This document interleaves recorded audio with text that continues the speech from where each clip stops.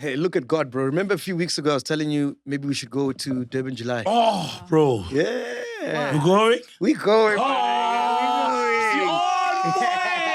go.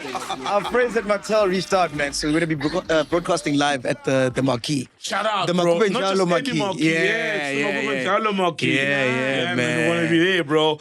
The Soweto vibe is going to be there.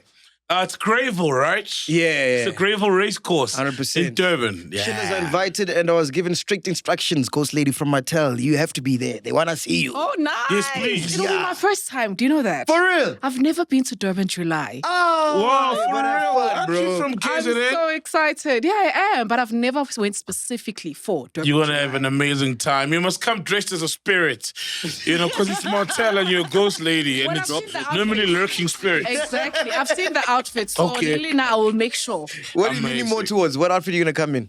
What are you thinking? Because now you got to get a dress and everything. Oh, yeah. Yeah. Do I need We're to just going to rock up like this because no one's expecting much from us. Yeah, Yeah. no one cares what we're wearing I'm anyway. a ghost lady, so maybe I must look like a ghost.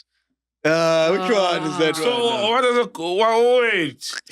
a ghost look like? I'll wear a sheet and just cut up 2 holes for my eyes. Respect That's us, giving man. you Respect us. other cleanse. Those ones. Not the podcast cleanse, the other ones. Yeah, so chillers, man. We look forward to seeing you guys. Make sure you come through to the Mattel, Mokaba Njalo MacG. Mokaba Njalo MacG, We're very going to be important. broadcasting there. We'll be chatting to some celebrities. You can come Whoever's through, there, the take DJs that are there. pictures. Yeah, Yeah. man, we're going to have fun. Beautiful. Tickets are available now. Just check the link in the description and we shall see you there. Wow. It's been a long time Yeah. coming, but it's finally happening. We're going to be coming at you live from the Durban July. Now, listen, we're not just going to be anywhere at the Durban July. We're going to be coming at you live from the Mokaba Njalo MacG. 100%, man. All thanks to Mattel. We're going to give you great vibes. Yeah. Good conversation. Yes. Exclusive moments. Everything you need from the heart of Durban July. Exactly, man. Now keep it locked in. Don't miss out on this kind of an environment. Podcast and show with MacG live from the Mokaba Njalo MacG. In partnership with Mattel. See you there.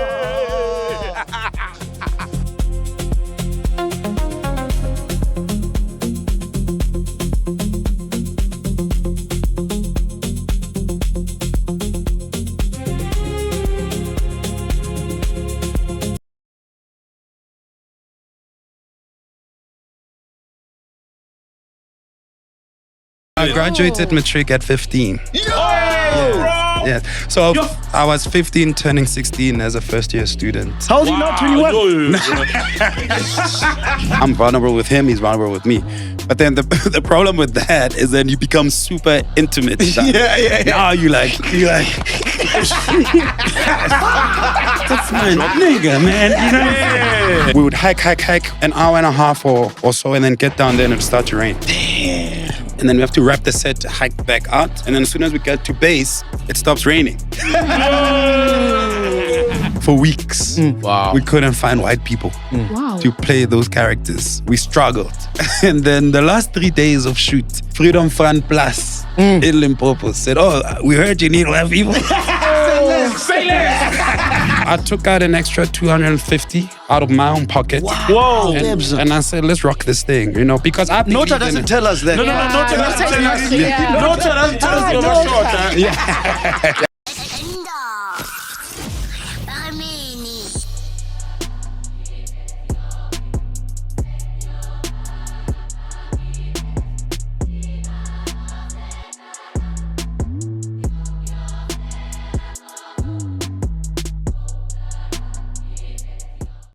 Bro, Penduka, today it's an honor to be sitting next to this man. Yeah. He's done things most filmmakers only dream of, bro.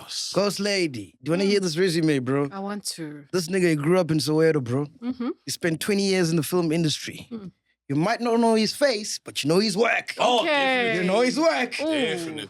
So he directed Netflix's first big African original, Queen Sono. Wow. Showmax's Outlaws, the Sia Kolisi documentary. He worked with Barack Obama and J. Cole. Directed Questa's music video Spirit. And his latest historical drama, Studying Under the Barrel of a Gun, is dubbed the new Sarafina. Ladies and gentlemen, please make some noise for Tebogo Malope, a.k.a. Tessa!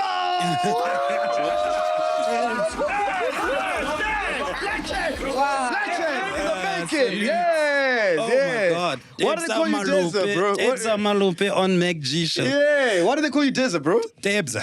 No, is it Tebza, Tebza. not Deza? Oh. Oh, It's white people, like white people, they don't know Tebza. Yeah. So they say Tebs. and then it becomes Teza somehow. Yeah. You know about Tebs Rembo. I'm Rembo. Nah, Tebs Rembo on the MacG show. Hey, lots of nervous filmmakers right now. For real, come on, what do you mean, bro? If You're anyone, pro, dog. yeah, you've been around. Man. Hey, thank you for having me, guys. No, thanks for coming, bro. Yeah. Bro, how do you end up rubbing shoulders with Barack Obama and J. Cole, bro? That's the question I can't even explain myself. Jeez. Wow. You know, in fact, funny enough, my genesis of me becoming a filmmaker was me bumping into Spike Lee. It's like literally my origin story is like I bump into Spike Lee at the age of 13. And I'm like, I think I want to do what you do. And it's like, let's rock. It, bro? So I'm in high school. My high school was, you know, like there were Sophia Town is like now Melville. Yeah. Like on the copy. Yeah. So there's a church there right in the middle. It's a national heritage site. So I'm in school. I'm in grade standard 8. You're going to get grade standard 8, grade 10. Grade 10. Grade 10. Yeah. So I'm there. I'm 13 years old. I think I was 13. And lunchtime. 13 in grade 10. Yeah. Now you must have been standard 6 then. Must have been grade 8. Yeah. Must have been grade 8. I was in sub A at age of 4. Oh, fuck. Oh, you're one of those super smart kids. Yeah, I then. graduated matric at 15. No way, bro. Yes. So I was 15 turning 16 as a first year student. How old are you now? 21? Are you sure you should be dashing for this guy, bro? Are you sure you must be giving him alcohol, man? So yeah, so Wow, man. So imagine it's lunch break, we're kids, we're going out to play, and then next thing there's lights, there's trucks, there's right? And so of course, as curious young people, you start walking around, what's happening there? Yeah. To find out that Spike Lee is shooting like a documentary. Wow. It was a documentary about Nelson Mandela, and it was for some local American channel. Wow. Nobody knew what it was. I didn't know what it was, but I knew who Spike Lee was. You knew Spike Lee? Yeah. But at that point, remember, I was doing community theater, but we'll get into that. Yeah. I was a young theater guy from like the age of 7, where I grew up. And so I always wanted to be a storyteller, but I never understood that there's cameras, there's lights, and you know, and then that day when I saw Spike Lee doing what he does and the power and respect he commanded, I said, damn. So I could take what I put on stage and put it behind the camera. That's insane. I want to rock with this. So then with Barack Obama, when he comes, bro, does he come with like Secret Service? Like what's happening there, bro? So you're leaping 20 years later. Yeah. So to conclude the Spike Lee story, right? So I leave high school. I used to play football like all young people from my hood, right? In fact, I was on Super Sports on, was it Monday? I'm looking at, not Ghost Lady. I was with Fat Joe on the Super Sport. Oh, shit, the morning show. Yeah. That's our goat, And man. bro, those guys, they did their research, right? Because they were like, so you played for Under Pirates under 15. I'm like, whoa. Oh, yeah. I'm like, where did you pull that from? Yeah. So as a soccer player at that young age, you get back home. So I would go practice and then go do theater, right? And so there's a little place called amphitheater, right? And then you'd run up and down the stairs just so you build your fitness and your endurance. So literally, there's the morning, the lunchtime, I met Spike Lee. I get home, I go to amphitheater to go jog. And there's Spike Lee again. Whoa. In Soweto, twice in one day. Damn, bro. So I get to him, I go, yo, I'm the kid you met earlier at Sophia Town, at Melville, right? He's like, oh yeah. So I'm like, what are you guys doing here? They're like, no, they want to do a reenactment of when Zinzi Mandela made that famous speech. Yes. That, you know, Mandela is saying he's not going to leave unless everybody's released. So they were there planning. So they were out there like, okay, cameras go here, blah, blah, blah, blah, blah. Wow. I'm like, bro, if there's any sign, like meeting you twice in one day, I'm like, one day I'm going to be like you. He said, when that day happens, hit me up. And I was like, cool. Damn, So I think I'm on a good trajectory. Yeah, I know you are, You would have bro. told him already. You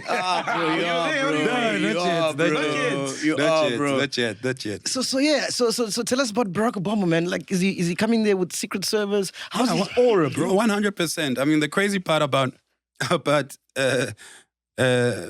legend is everything is so well coordinated. right? There's a stand-in that sits for him, that looks like him, that dressed like him. Yeah. Body double. Same height, yeah. Whoa. Same height, same skin tone. Sits there, everybody does everything, blah, blah, blah, blah, blah, blah. The questions are sent way in advance. Yeah. Right? Blah, blah, blah, blah, blah, blah, blah. And once everybody's happy, lights, cameras, happy, he stands up, walks in, says hi to everybody, sits down, answers the questions. You don't, like, there's no interaction. Yeah. Yeah, blah, blah, blah, blah, rattles them off. But he rattles them off like somebody's asking. Yes. So there's like like, you know what I'm saying? Like, oh yeah. But it's like, no, it's just. So you're not directing him, you're not even... No. He rattles off the answers and then stands up. Everybody happy, got rap. Jeez. So, That's crazy. So it's of course, the most powerful man in the world. Yeah. The system And his is aura, really tricky. his aura is like... It's like if you've been in a room with, like, say, Mandela or I think somebody else who's got a strong aura that people underestimate, Kim Sholos. Yeah. You know, so So I've had the privilege of filming a couple of statesmen, you know, and when that man, whether you like him or hate him or you just tweeted that you hated him, as soon as he walks through this door, you can't help it. Different aura. Yeah. So there's an aura thing. And so there's a certain handful of individuals around the world that have that. And it's, So how many it's amazing. statesmen have you done? It's Zuma, Yes, Barack. I've done Becky, I've done Zuma, I've done Paul Kagame, I've done about 7 statesmen. I was this close to doing Bob Mugabe. And then, and then on that day, there was complications with technical stuff. Dude, and then he that's sounds how I like Mandela's wife, man. Come on, bro. No way. No way, dog. Oh my God. Way, bro. No way, I was bro. close to doing all the No statements. way. The statesman. The statesman tour. That's foul.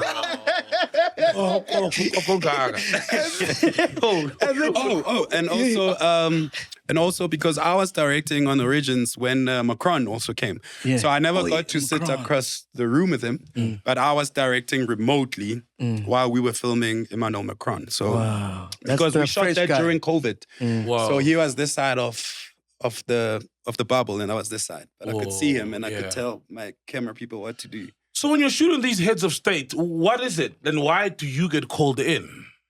Bro, that's the question I still don't know. You know, but it's wild because, you know, like I go from shooting heads of state to shooting like the average Joe Akokas, you know?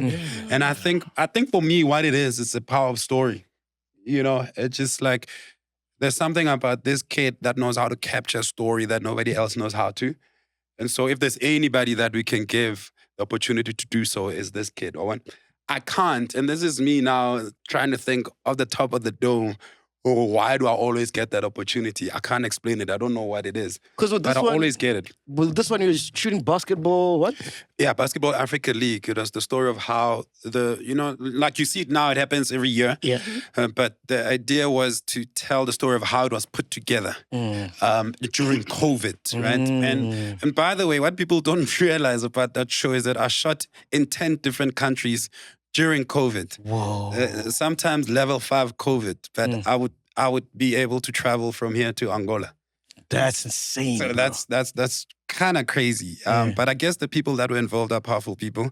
I don't know how they made all of that stuff happen, but it happened. And we shot it. So did you ever ask J. Cole, like when you sit down with him, did you ever ask him, yo, dude, you've got so many Grammys, you're famous, you got all the money in the world.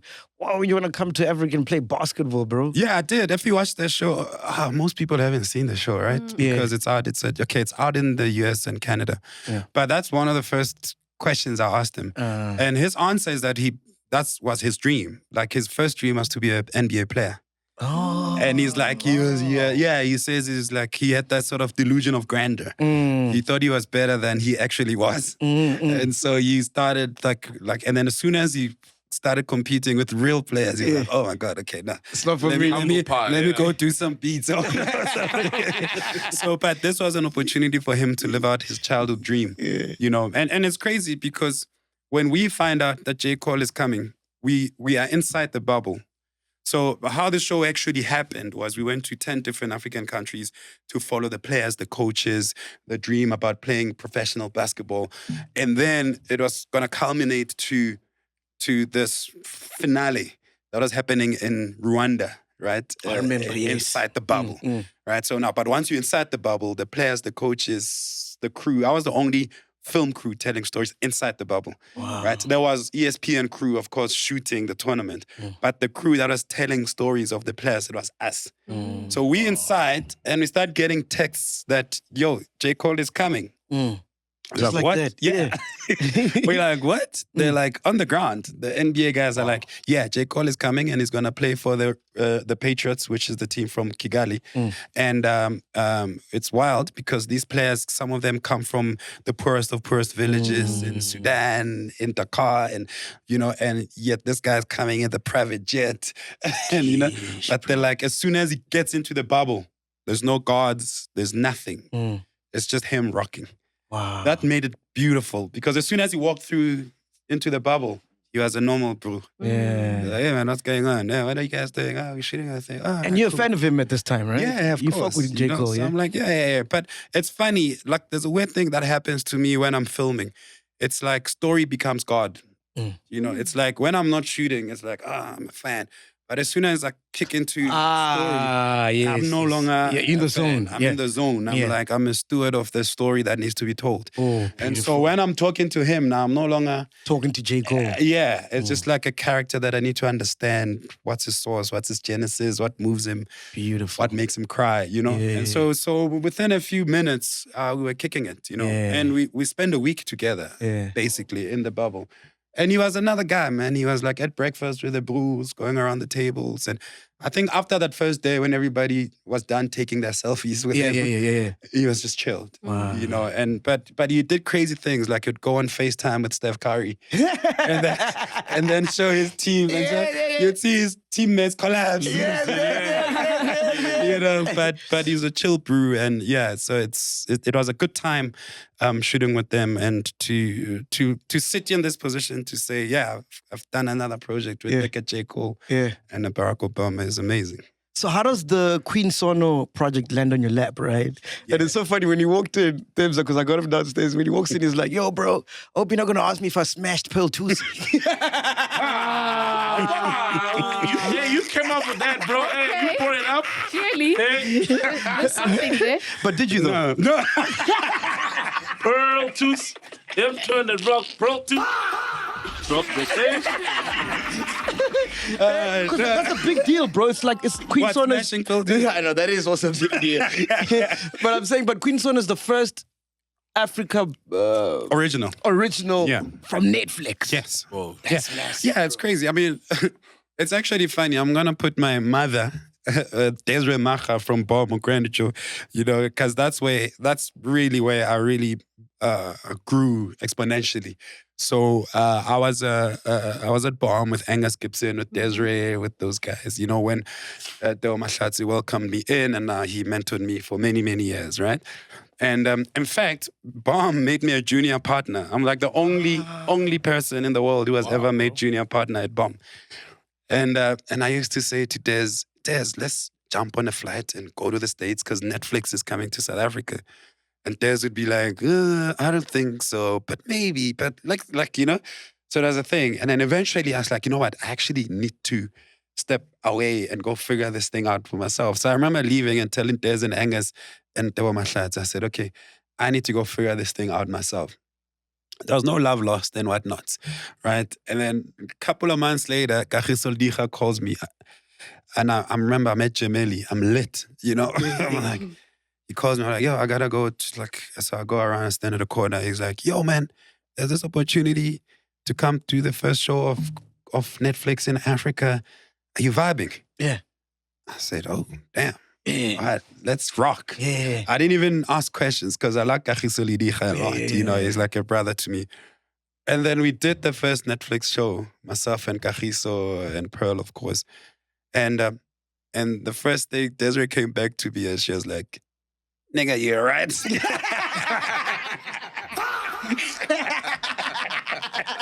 I said, yeah. I said, yeah. I told you they were coming, dog. And for me, it was such a crime, bro. In the film industry, that Bomb wasn't leading the conversation. Bomb, Grand Joe.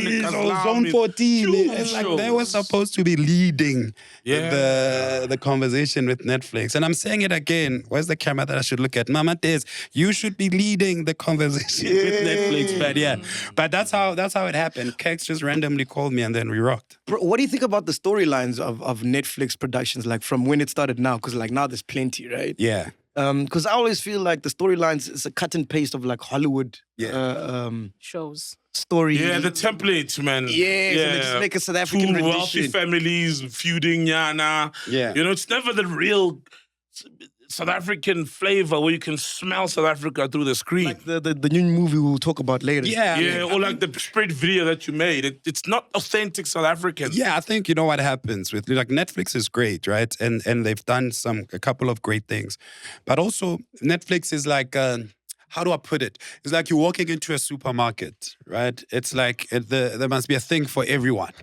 right? And so they're trying to cut across or throw the net wide for a much wider audience. Right?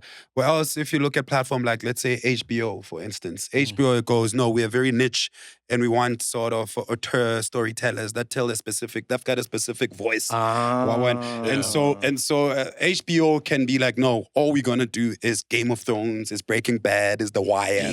That's our thing, right? Yes. Whereas Netflix is like, no, it's everybody sitting on a couch watching TV. So we want to catch everyone. Now, the problem about trying to catch everyone, then you're going to rely a little bit on the algorithm. Yes. Right. That's the algorithm. Yeah. Because niche and auteur directors, storytellers, and I'd like to consider myself one of those, 100%. is I'm not looking at the algorithm. I'm going to what am I feeling? What am I vibing? 100%. Now I'm a challenge for an algorithm.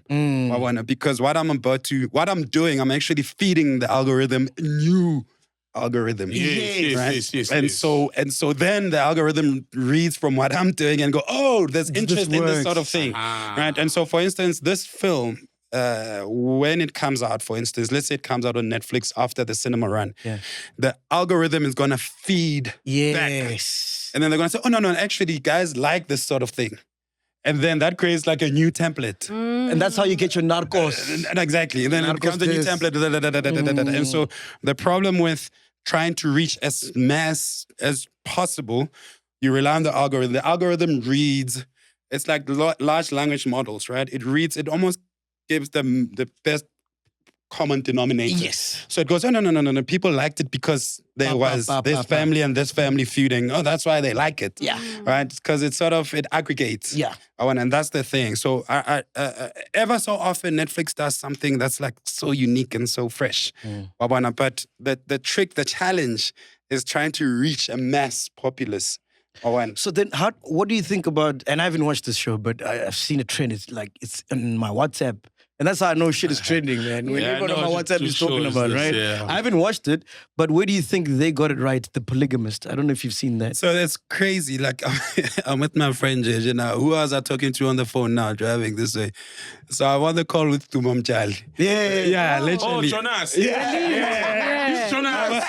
Jonas. I want to call with Tumo dog, So he's like, oh, my boy, I wanted to come see you. Okay, tell me, let me know once you're down with MacG. I haven't been able to see your movie. I'm like, dog, I haven't been able to see The Polygamist because of the movie, So I don't think, I haven't seen it, right? Yeah, me too. But I think, in my opinion, like Lufuno, who's a very good friend of mine, used to be head of drama at Mzansi Magic, right? Lufuno sent him Sateche. So Lufuno told me about the book, The Polygamist. Yes. Like many years ago. Yeah, because it came out 2012. Yeah, a long time ago. Yeah, so That's the book. The book. Yeah, the book. the Sunyati book. Lufuno based told on me the book. about the book pre-COVID. Yeah. Wow. Yeah, he was like, dude, this book It's insane. is insane. This book is gonna be fire, right? And for some reason, Lufuno has a feeling for books. Yeah. Like he told me about The Wife before it came out. Oh, yeah. He said, dude, go to Exclusive Books, get this book called The Wife. The Wife was fun. Because this book is fire. All right. And so I think outside of the production and the filming part of it, I think the source material was already fire. And then all the filmmakers had to do was just, Bring it to life. give it spice. I went, Yeah. and the filmmakers were great. I mean, Akina Matosho was one of the directors. Is a good brother of mine. and friend. Akin, yeah. Kholi Nigiwe is one of the directors. Is a good friend of mine. And Tavi is one of the directors that I worked with on Outlaws. And so the directors behind it also were strong. Yeah. You know, even the writers, Bokugu, Lebo Pepsi, and those guys. So yeah, I think the source material must have been strong. Yeah. I haven't seen it, but from what I gather, I think it was strong. Interestingly enough, it trended on Saturday, Sunday, and then on Monday, Studying Under the Barrel was trending. so we got them on Monday. It's got crazy numbers, man. I saw a post. It's like Wow. #1 in so many Everywhere. countries. Let me just find that for you, so I can tell you in real time. But right now, as it stands, when we record this, The Polygamist is currently ranked as the 6th biggest TV show globally on Netflix. The show is sitting #1 in Jamaica, Nigeria, Kenya, Bahamas, Romania, and Trinidad and Tobago. It's also ranked #2 in France, Mauritius, Qatar, Morocco, and the UAE. Other top 10 rankings include Portugal, UK, USA, Canada, Spain, Germany, Netherlands, bro. Did you see that tweet from Davido? It's like, yo, Jonas is late. And then somebody underneath that, yeah, the real Jonas. Somebody under that is like, even real Jonas are sharp. Yeah, Sexy knows him very well. Our Insta honeys know him very well.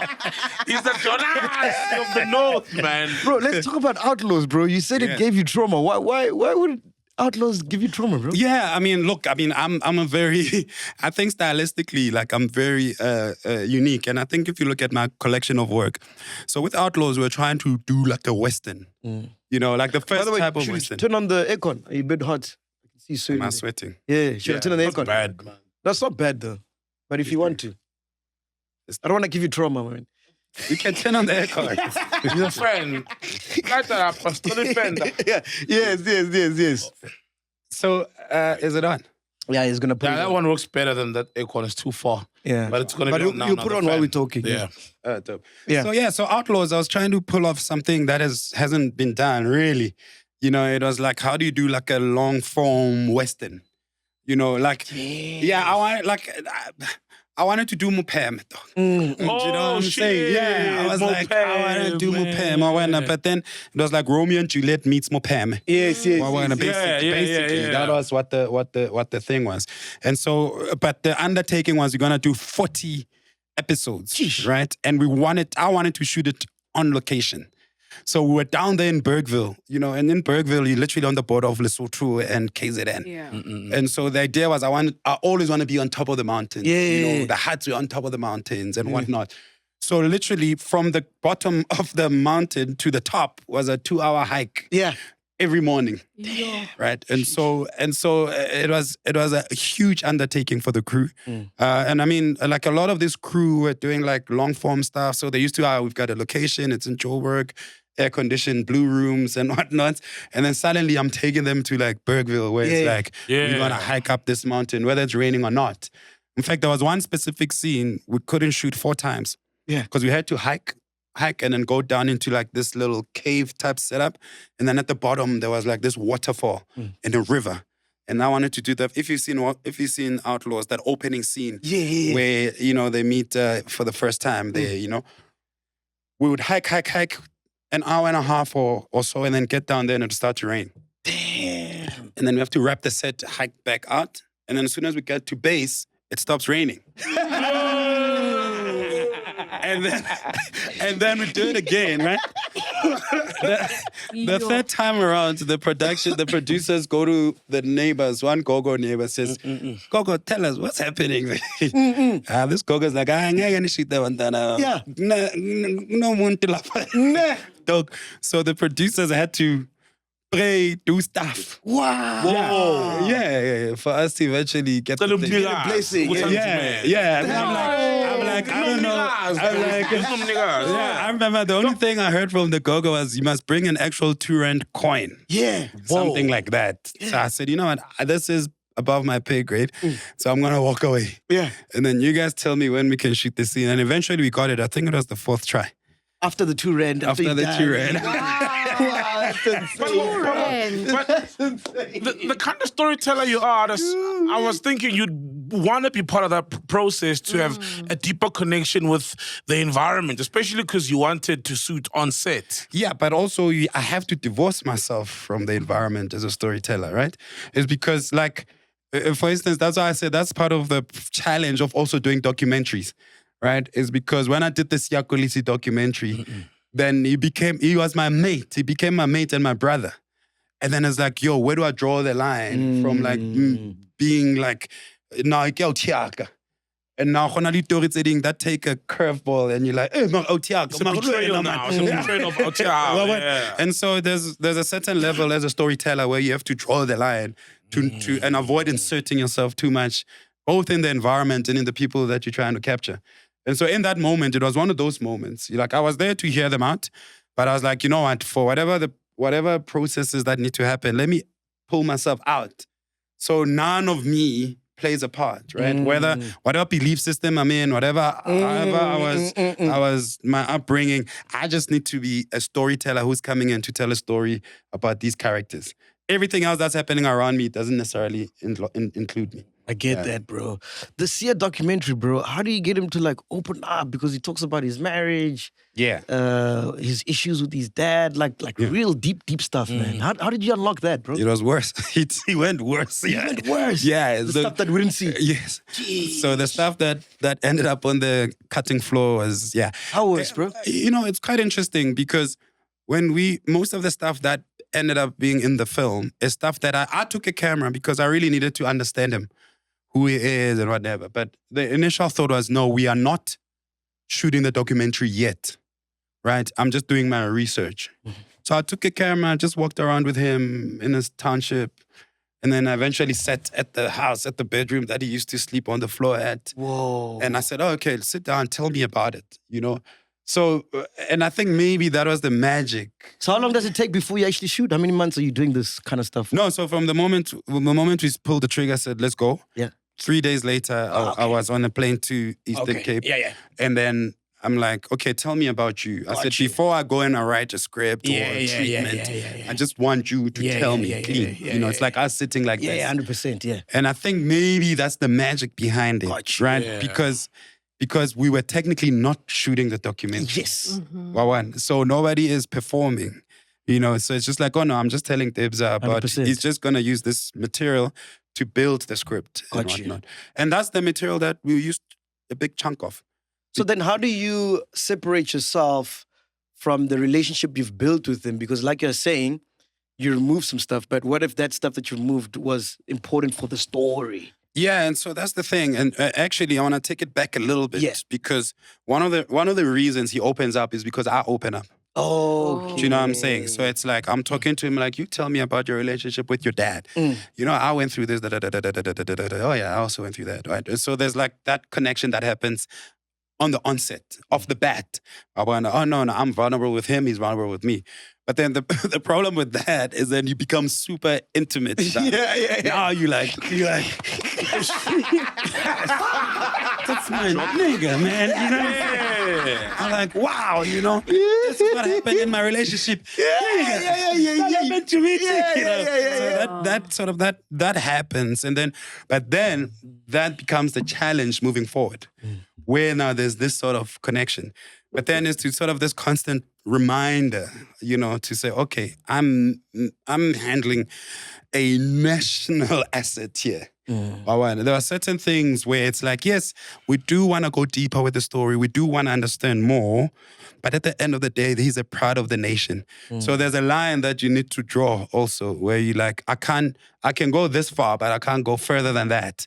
Because at the end of the day, we need to protect. He represents us. So we understand his humanity, but at the same time, we must protect certain things because they protect us. So are you then part of what deciding what goes onto the final cut, or do you divorce yourself from that because you could be personally attached to Sambo? It's like a music producer not wanting to mix or master their own song because they were part of creating it. And to them, there's things that may sound beautiful but don't necessarily work for what the song is trying to achieve. Yeah, in filmmaking, there's a thing called final cut, where like the director maintains final cut. most directors don't maintain final cut, right? Usually it's in the contract, so the investors will say, we want final cut. Or the studio or the streamers will say, we want final cut. So the director can present their cut, but at the end of the day, it's whoever owns final cut that says, no, this is the cut. What do you think? What would you have liked to make it on the? No, I had final cut on the Yeah, film. but I'm saying from the stuff you removed, what would you have liked to see it there? What would I have liked to see there? It sounds like everything you wanted is there because he had final cut. Everything I would have loved to be there is there. But there's certain characters, individuals that I interviewed that I thought had beautiful things to say. But I think there was a personal politics that then I had to say, okay, we'll do it. We'll cut them. So are you saying Siyakolisi said remove some stuff? Yeah. Not Sia necessarily, but I'd say the Sia camp. Yeah. Hey, management. They understand content. Stories, They they don't depriving understand content, bro. Okay. And that's the shit we probably wanted to see. Sounds like It is. There was some, and I think, I was saying with my producer, John Day, shout out John Day, we were saying, we're leading up to the next World Cup. We could do a follow-up. Okay. You know what I'm saying? We could, because we've got hours and hours of material. And, and now he's gone through everything that he's gone through. So what could be dope is if now the next World Cup, and imagine if he wins it. And he's like back to back to back. Iconic, man. And then, and then he's at a different level, a different stage of his personal life also. So that, it's not done yet. Maybe that's still an open window for that. Yeah, and it's a win-win. Even if he doesn't win, you can still release it, Perhaps. Yeah. But let's see if they've got an appetite for that. I mean, it's involving, bro. Documentaries are not easy. Yeah. I remember when we started, Kiki couldn't even talk. Kiki's Sia's daughter. Yeah. And when we finished, when we did the last shoot, she was 4 years older than when we first met her. Wow. And she was like, you guys are still here. Like literally, like I walked into the house and the camera's like, you guys are still here. Like we literally saw Kiki grow up in front of us. Yeah, we started shooting it when he won 2019, when he won the World Cup 2019. Wow, that's when, after we won the World Cup, we started rolling. Whoa. And then of course COVID happened, so you had those long breaks in between. But we followed him around, bro. We followed him from when he when he was in Durban, when he was in Cape Town, then he moved, we were shooting him, even when he was in Paris. When he played we were still shooting him. And then we shot him. Oh, poor you, man. You got to fly to Paris to shoot. I had to fly to New York. I had to go to Rock Nation Oh, no. in New York. Oh, no. How about you sent to Rock Nation Sports? I had to beat MacG. Yo, man. Oh, no. Sit on the golden couch. But yeah, that's how much we shot. In fact, they even sent us to what's that famous festival there in the spring? Tomorrowland. No. Coachella. Coachella, yeah. They sent us to Coachella to film some people. So I'm at Coachella shooting. Wow, Jared bro, Butler that's and those the people. Yeah, it was life, pretty buddy. cool. Yeah. But then eventually we finished it and took it to Tribeca and it won the biggest award there. Wow, shout out to you. Tribeca. Shout out to you, bro. Yo, Tebogo. Salute. I wanted to ask you, man, what for you, what do you think the art of a documentary is? Because I love documentaries, bro. Because I like seeing someone's life and, their POV and whatnot. You know what I mean? But I always find like some documentaries you can just see, they're pushing a narrative here. You know what I mean? It's not all like it seems. What do you think is the art of a good doc? I think you just answered it. Yeah. I think if you approach a docu with an agenda, you've already lost it. I think for me, even when we approached CS thing, we were like, okay, let's see where we go. So you just sit down with somebody and you just talk to them and suddenly you go left, right. You're like, oh my God, okay, going this way and that way. And for me, like the best documentaries are like documentaries where you feel people are being real, are being themselves. Or it started going this way and then it turned and it went the other way. Yeah. Because they never planned it that way, But documentaries where you feel, this is highly scripted and those for me fall flat. Yeah. So I think the challenge is always to hold yourself back from doing a propaganda piece. Yes, And to try and find what's real in the moment. Yeah. In fact, I don't even think that's a documentary thing. I even think in like fiction film, that's it. Right?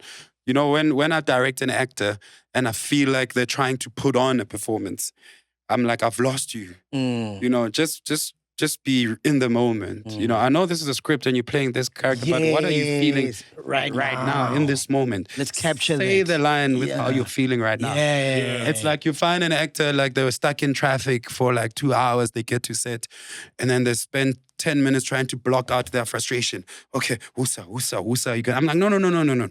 Bring that frustration, even if you're doing like a love scene. Bring that frustration. Let's see where the scene goes. Yeah. So I think for me, it's about being real in the moment, whether it's documentary, a commercial, a music video, a film. I don't care. But we're gonna have a sex coach, man. What did you think about that thing that just came out now? The Bongo caused that drama with the Nirvana. Yeah. Firstly, let me start saying I love Nirvana. Like I cast her in Outlaws. Oh yeah. Oh yeah, she's an outlaw.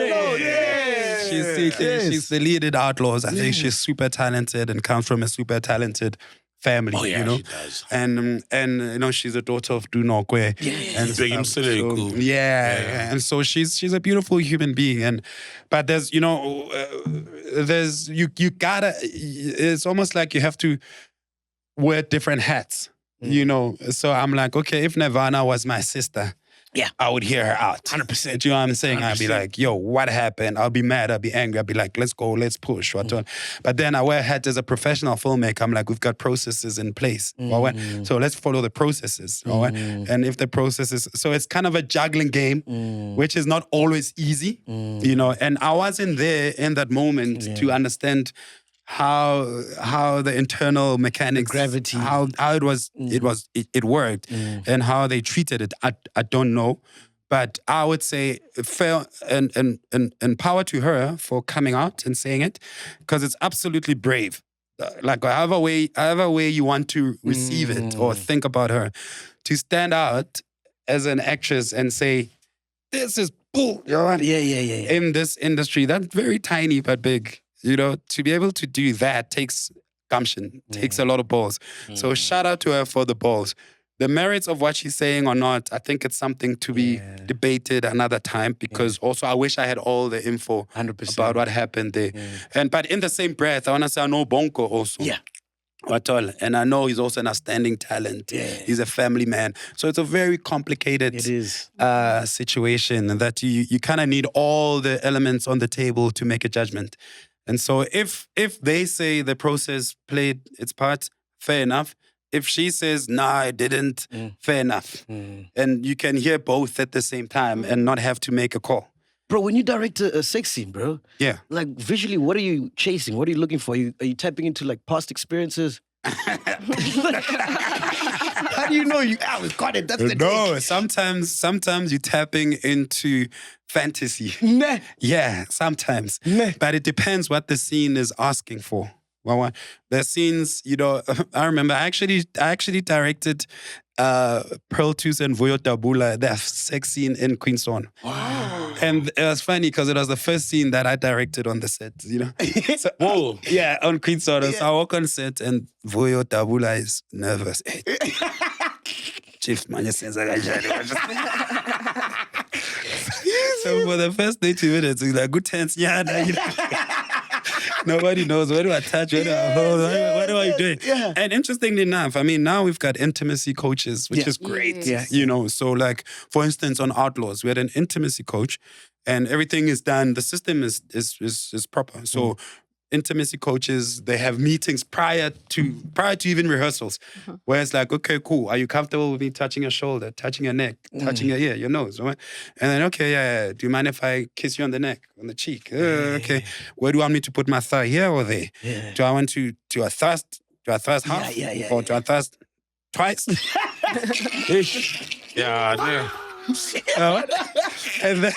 And then everything gets sort of written out. Literally everything gets written out, and then everything gets signed off, and everybody knows what's happening on set, which is great for us directors, because nowadays it takes away the pressure. I just sit there, make sure it's lit nicely, and that they're in the right head space before they do the scene. But then the intimacy coach takes over when the scene happens. All right. And anything outside of what's agreed upon by the script, sex coach, and the two parties can constitute sexual harassment. Well, yeah. So you go, we signed on to this, and you went there. Yeah. So we said half a stroke, you went 2 strokes. Hey,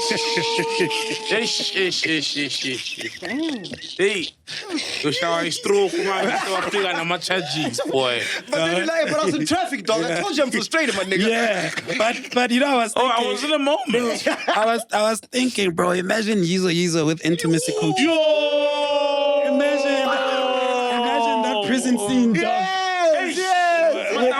With intimacy coaches, I said, okay, do you want to be held? Yeah. Or...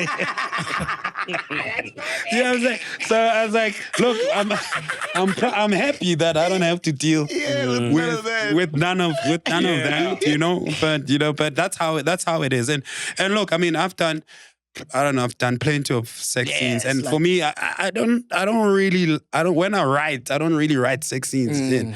I always feel like what's not seen is more powerful. And so I don't when I write, I usually don't write sex scene. I don't think I've ever written a sex scene, but I've directed a couple of sex scenes written by other people. Take me back to... Yeah. Do you feel like there's a lot of sex? Because there's so much, man. Ever since, like, even with adulting, even with the wife, just sex scenes. Yeah, but we love it so, man. We love it. Yeah. No, we do, because we're dudes, But like I said, there's more power in what's less seen, but guys are just leaving it all out there and leaving nothing to imagination. And I mean, people have porn on their phones every day. So it's like, for me nowadays, I'm like, what am I going to show you that You haven't seen. you can't just go into your phone? You know what I'm saying? It actually feels more like soft porn. Yeah. And I think that the difference, I think what's really the risky part is that you're watching it with your family. Now the kids are like, go like this. You know what I mean? They started to make tea. Yeah, and for me, I'm like, that's the actual thrill. It's like, oh, you're sitting there with your mom and dad. I can't believe watching. Oh, I can't believe they're watching it with me. Yeah. But actually, what you're seeing, there's more soft porn than anything, to be quite honest. Because you can go on your cell phone and watch real stuff. And so I don't know. I'm not moved by it. I think it's neither here nor there. Bro, I want you to take me back to... By the way, I worked on a show called After 9 back in the day. I don't know if you guys remember After 9. No. It was the first... How young are you guys? 87, man. We're 87. Okay, you're not that young. So there was a show on SABC called After 9. It had Bo Aaron Mulaisi, it was a full-on gay, it was directed by Sechaba Moroje. For real? It was a full-on Gay cut. hardcore gay show on SABC. On SABC. Damn. And when people talk about intersections, right? Yeah. No. Before intersections, there was a show called After 9. And it was about this guy who works a normal job. He's got a corner office. But after 9 o'clock, he bangs me. And then we went hard with that show. We went hard. And this is like, now you're sitting at home with your family at 9 p.m. And sitting with your family watching gay men go hard. And for me, I was like, it was great because then people saw a world that they kind of knew existed, but they'd never seen it. Yeah. And so, but for me, or like when people complain today about some of the things we see, I'm like, bro, we've put some stuff on screen. Because remember when Brokeback Mountain, when two guys kissed for the first time in a movie, whatever, it was like a big thing, man. Remember Brokeback Mountain? No, which one's that one? Yo! There was a film, there was a movie. And that's the thing. It's like, for me, it's like, what movies seek to do is to show you reality. Yeah. And sometimes it's a reality that you look away from. And then we're like, no. You live next door to a guy after 9 p.m. Smashes men. So there's a reality that you see. So and I think we've done that before. And some of the things that the people are complaining about today, I go, I don't know. I mean, if you look at a music video I did for Nakhane at the time, it was called Nakhane Toure. Oh yeah. Called Clairvoyant. So I did. Do you remember that music video? I remember. So I did that Nakhane, we dance again. Dance again. I did, Yes, that Nakhane. Yeah. But I did a music video for him called Clairvoyant. And the whole idea was, what do two bored gay men do in the afternoon when there's nothing else to do from afternoon to night? And we shoot this whole thing in an apartment. And they're in their undies. The whole music video is these two guys in their undies. kissing, doing bored. this. They're Yeah, but, They're opening boreholes. She quenched the Yeah. thirst. Vaporana.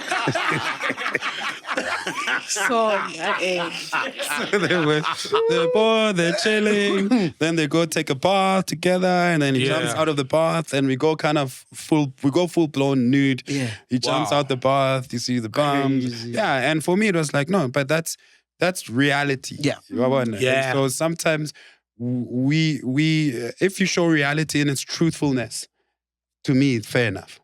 I love the kind of because he always does that. Remember on Ongkgopotse, the Yes. movie about the circumcision. He Yeah. was one of the kankanas, which is like the male leaders for the initiation, and the two were banging. Yeah, So they it's were like he always, together. which apparently, well, the story says it actually happens. And Yeah, yeah. he likes portraying like. Especially with the gay community, real stories, and it puts it out there raw. I think there was a bit of a line that was crossed for me personally. Oh, And yeah? it's an artistic debate that me and Nakano also have had. Yeah. Because now, we know everybody said there's no sacred in storytelling. Like I can tell a story about whatever I want. And so for me, it's a toss up for me, because I'm not Xhosa, ke Mopedi now, ke Mopula now, Yeah. So I'm not, but I'm like, if I had something sacred for generations that was sacred, and then I used that, do you know what I'm saying? get you. So I don't know. Yeah, I'm saying yeah, I don't yeah, know yeah. the answers Yeah. for that, but there was a big controversy around did they cross the line or did they not? Look, I don't think Nakano crossed the line because that's him, that's his sexuality, that's who he is. Yeah. But the storytellers, and I love John Trengrove, who was the writer, the director, is one of my brothers. Yeah. But I always wonder, Yeah. did you cross the line there or didn't you? I don't know. And you're I African don't. as well, I yeah. don't have the answer to that. But if earlier on you said the story becomes God and you're I don't know, I assumed you're dedicated in To being that, yeah. truthful and honest to it. Yes. So if you draw a line by censoring the truth, is that not being fully honest? Yeah, so, and I mean, like, John must come in and answer for himself, but there are certain elders that were in the film that didn't even know what the storyline was. And so I wonder if they knew, would they have done it? What's gonna go out? I don't know. I don't know. The rumors are there's 2 edits of the film. There's an edit that's running in Europe and in the US, and there's an edit that's running in South Africa. That's crazy. So now, so for me, that's already saying, John, my bro, what's going on? I don't know. I'd really love to hear. I know even my brother Patana was on it, and Patana Vundla.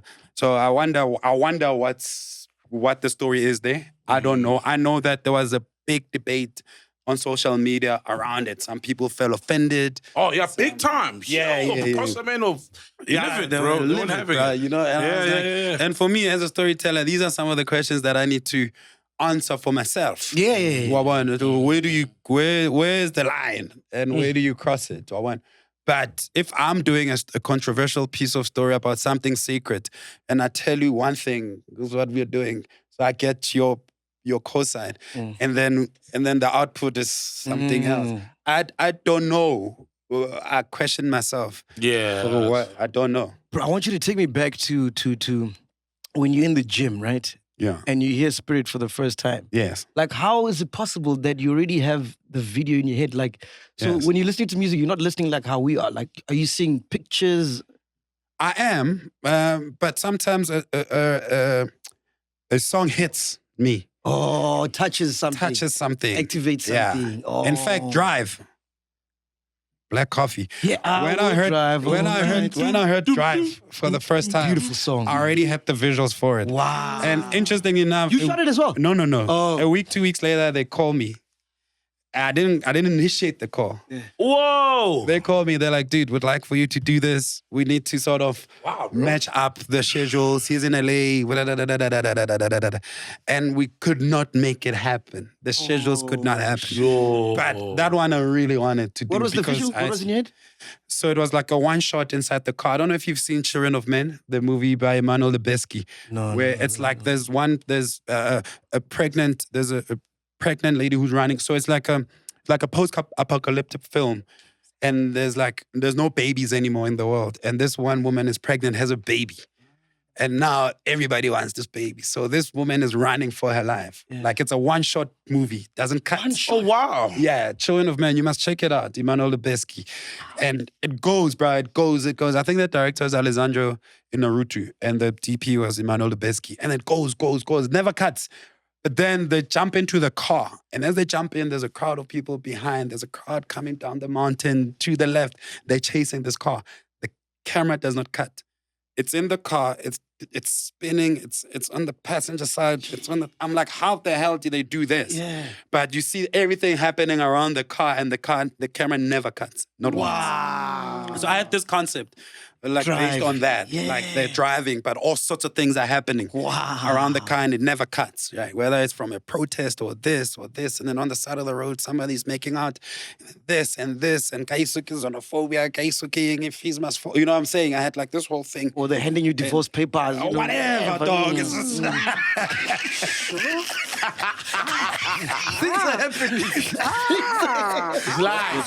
You know, life must happen, even on camera. You know. But the camera is just, one cut, one shot type of That's music video. insane. That's what I had in mind, yeah. Yo, bro, I'm sure when you see something like that, it gives you a hard on, ne? Yo. Like when you see and you start thinking, yo, how did I do this? You know what Yeah, I mean? 100%. Nah. Yeah, it's like when you hear, for like musicians, when you hear something like, yo, whoa. Yeah. Sometimes, my wife is a musician, Elos are. So there's always bands at the house and whatnots. And sometimes they'll be listening to something and somebody does a riff and then everybody goes, whoa! Yeah. You're like, what? Did I miss? What just happened? Because those guys are musos. And so they know when somebody has done something incredible. Yeah. So I'm the same when it comes to film. Right? So I see a beautiful lighting, short of performance or something subtle that nobody saw. I'll go, whoa! And people around me go, what's going on? So that I feel the same energy. And Spirit isn't the same thing that happened. Isn't Nota is the one that calls you? Yeah, so what the interesting thing about Spirit, bro, is like I'm at gym, I'm lifting weights, I'm listening to this song. Go. I'm like, gee, whoa. I played again. I work out probably like 90 minutes. Not long before I finish my workout, literally. From the moment I hear the song. During my workout, I get a call from Nota. You work out for 90 minutes. Yeah. Damn, dog, what are you doing for 90 minutes? Make That's an hour and a half. dog. How do you, man? exercise. You cut it 50, 30 minutes. Exercise. That's 1 hour of working out. Oh my God. Make. Oh, when he calls me, I answer. I say, it's about Spirit, right? Yes. And he says, yeah. I say, say no more. Say less. And then that's it. Wow. And that's how we end up doing Spirit, yeah. Bro, he says it costs like R1 million or something. Yeah. It comes 1.180. That's insane. And and that's interesting because I see all these debates happening around. In fact, there's Kat. Kat is like is the sister of Reti, the guys that burned Onion Pictures. Yes, Burnt Onion, yes. So Kat, there's Christmas, those shows, Netflix shows, the How Ruined Your those ones. Yeah. So Kat is a good friend of mine, but then he goes on Twitter. It's like when the article came out, he's like, yo, these directors are ripping you off. 1.1 is like, bring me that, I'll give you 10 music videos. Bro, I pick up the phone. I'm like, Kat, you don't know what you're talking about, bro. Like what the hell? So, and what had happened there is they couldn't even get to the full amount. Wow. Right? They only had about 750, 800. Yeah. But then I wanted to cast everybody at K1 and I wanted to pay each and every person. Oh. Yeah. So I wasn't going to be one of those music video directors just say, come be part of this thing and then leave. Yes. So we had over 650 cast members. Whoa. All those individual people you see in that thing, we paid every one of them. Way. And so I took out an extra 250 out of my own pocket. Wow. Whoa. And I said, let's rock this thing, because I believe Nota in doesn't it. tell us that. No, Nota doesn't tell us. Nota doesn't tell us no short. Nota doesn't tell us no short. Gangan. Yeah. And, Wow, and we really want it. And the other thing is, just remember, I used a crew that works on commercials. right? And so for me, I wanted like the highest level of technical prowess, art directors and whatnot. And then I shot that thing in one day for 23 hours, nonstop, right? And then in commercials, there's a thing called after 12 hours, there's overtime. Yo. And then you add an extra hour, there's double time. Then you add an extra hour, it's triple time. Whoa. And then after that is time on time. So after that, it's like you're basically doing another 12 hours. Yeah. And so imagine you shot it off for 23 hours, but it was technically like you shot it for 2 to 3 days. Shout out, man. What a beautiful That And thing so, is yeah, beautiful, so we rocked it. So we had to pay the crew commercial rates for time and a half. And then I paid every single person that you see in that music video. And Wale looked like he was having fun, bro. Like, he looked like... he Yeah, was the enjoying. interesting story about Wale, he arrived a little bit late and he was tipsy when he arrived. Yeah. This is South Africa, man. The If you're first gonna go scene, yeah, they were rocking that Hennessy, whatever they were drinking on the flight. The first scene we shoot is that one on the field, you know, when the performing woman. So I go and I scream at him. Because I'm mad, dog. You know, I'm like, you late? We only have this, you know, like I'm really tuning him. You know, and the guy's like, brother, let's shoot. Cool. I walk away. And then one brother in his crew pulls me to the side. He says, he just lost his favorite cousin. Oh. Bro, I was like, I felt so bad, dog, you know, because like he was sad. He was actually in mourning. He was in mourning, and he was like hitting it, you know. And then like you're unprofessional, yeah. So then once I understood that, I went back to him to say, all right, cool, let's dedicate this performance to your cousins. Oh, dog. And What a so nice we were, touch, we were bro. able to shift the energy. Yeah. Okay, so when you see him on stage at Zone 6, and he's like, Yeah. and he was the one calling Spirit again, bro. Yeah, he was like, one more time. Spirit. Dog, they did it like 9 times. I think. And by that point, I'm looking on the floor. My crew is dead. Like they're all sleeping. Yeah. It's been 23 hours. Yeah. I'm operating the last hour and a bit. I'm shooting it. Like I've got the camera in my hand, and I'm on stage. The energy is crazy. Cresta is turning to me, looking at me like, "Yo, what is going on?" Wale is just like, Yo. the crowd, bro. Yeah. With every play, Joe, I'm just there. I'm in the zone, you know. I'm just, and you see the shot. There's one shot where Questa turns to camera and he's like this, and it's in the third act of the music video. And for me, that capped it off really nicely, knowing that I think Wale put on stage a dedication to his cousin. Yeah, Oh, that's beautiful. Yeah, bro. yeah. And now you guys are doing documentary, or what is it? Spirit what? A movie. A movie. Yeah, so we turned the music video into a movie. That's beautiful. So I've done it. I've shot it. No way. It's done. Wow. It's coming out in a couple of months. Did you do it or no time? Please clarify. Yeah, because he's gonna, no time. He's gonna claim it now. So claim it before he does. You see what I paid for, son? You understand the legal word? Yeah, so beautiful. You understand? You understand? So okay, so the idea was this. So there's a couple of all of those characters you meet in the music video are real people. You know the priest that you see praying? Yes. Right? He's actually praying for real. Like we walked into, I said, Muruti, we would like to shoot you. This is the concept. He's like, okay, before you shoot me, let me pray for you, Bantwana Bam. Yeah. So he goes on his knees and he prays, literally. So now I'm like, roll camera. So we're shooting him actually praying. The guy I think it's the first scene that gets baptized, is getting baptized for real. Wow. It's not a play. Yeah. Or when the song he does it for real, like Ulatang Pepo for real. And so for me, I met all these interesting characters that I wanted to develop the story further. Wow, man. So then I've always had this idea. It started from 13 characters, then it became 11, then it became 9, and then I landed on 5 characters. So I extended their stories, and then their stories sort of interconnect at some point. So it's like those multi-plot, multi-character movies, like 21 Grams, Amores Perros, Babel, Babel. those type of. And I think locally it will be that Akina Matosho movie, Vaya, where you see 5 characters on their different trajectories, and at some point it meets. And one of the characters is the guy that burns. You know the guy that burned in the music video? Yeah. So well, interestingly enough, that's a story of xenophobia. So I Whoa. extend that story. So what's with happening now. what's happening. So what you're gonna see is how it did he get burned, and some interesting actors like Richard Lukunku plays that character, and we actually put him alight. Oh, damn. Yo, and it's the foreigner. Yo. Richard Nkunku. Yeah, shout out to Richard Nkunku, man. So that one is still coming, which is exciting. Also. Bro, that is so powerful, man. Yeah. Gee, that's amazing. So what we did is I was trying to apply a different model of doing this. I think after COVID, streamers, everybody was confused. Like, okay, how do we make content now? Yeah. You know, so I thought, okay, could I raise money, make this myself, and then sell it after the fact? Yeah.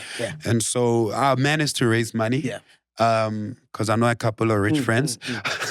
And so It's always good to know those guys. Yeah. So and then I went and I did it. I did it myself. I wrote, directed. I can't wait to see it, bro. I was even the cameraman myself. Wow. And then we finished it and we sold it. And so it's gonna come out in a couple of months. Beautiful. Yeah. So when you're selling it, it's done. Are you still making anything from it when it streams, or you've sold it, it's done? Yeah, it depends the type of deal that you strike, right? So there's a global in perpetuity deal. Beautiful. You know, like platforms like Netflix, they like those sort of deals. So once they buy it from you, they just want to own it in perpetuity, global. Shit. But platforms like Amazon, they're like partial licenses. So let's say whatever, 4 years, 5 years, Southern Africa or Southern Hemisphere. And then you can syndicate it for cinema or in flight, or you can do whatever else you want. Yeah. So they may not necessarily pay as much as, you know, the Red N, but at least you still own a bit of IP on it. 100%. So yeah, so it's like royalties of some sort. yeah, so it depends which game you want to play. Bro, let's talk about the new movie, man. Studying Under the Barrel of a Gun. Yes, So I watched it this morning because you sent us. What edit did you send us? It wasn't the final edit. No. Send us the Like, what? yeah, that's the 2 edits Editing. ago. Yeah, like Yeah. subtitling.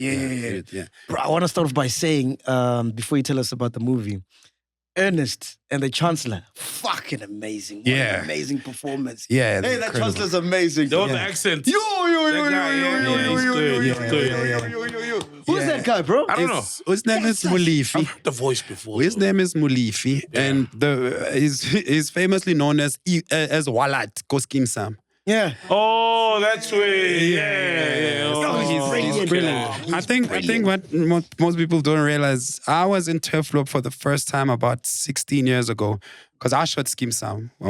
So I did Skim Sam, and that was my show. And then that's where I met Bo Conetti, Bo Clementi, Bo Eric Macheru, Bo Mulifi, and all those wonderful people. And so this is the second time I go to Turflop in 16 years, you know. And so for me, it was almost like a homecoming sort of thing. So I wanted to work with some of the actors that I met back then and whatnot, and also unearth more talent from that part of the world. But just tell our audience about the movie, what's about. And Yeah, so what's crazy about the movie is June 12, 1986, a state of emergency is declared by Botha at the time. Yeah. And then when he declares the state of emergency, over 1,000 soldiers ascend on Turflop University. They basically take it over. Yeah. Imagine you go to Wits or UJ or something, and then you wake up in the morning, there's soldiers everywhere. It's a barracks. The fields are like barracks, and you go to the library, there's soldiers. They bang at your door at 3 in the morning because they suspect you to be a comrade and whatnot. And so the students live like that for 3 years. Right?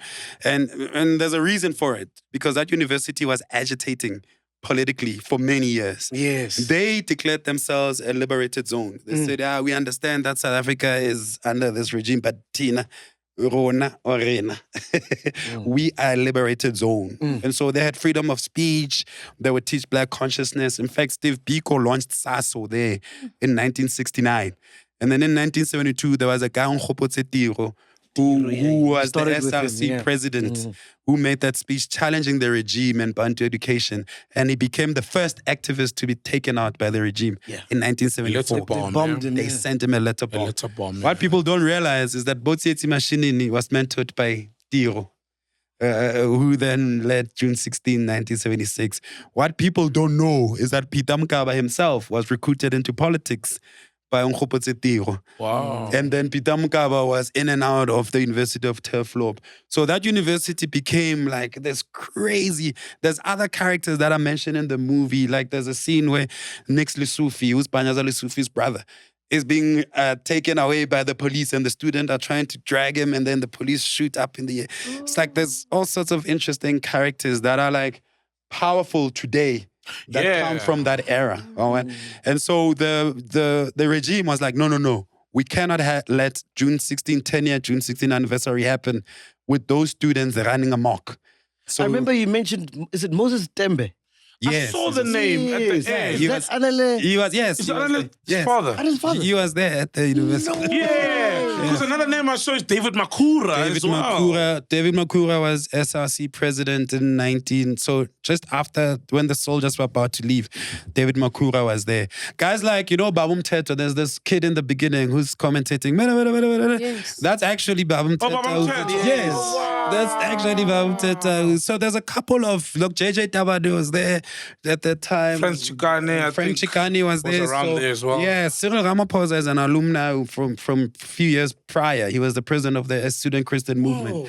And Kgalema Motlanthe and those guys.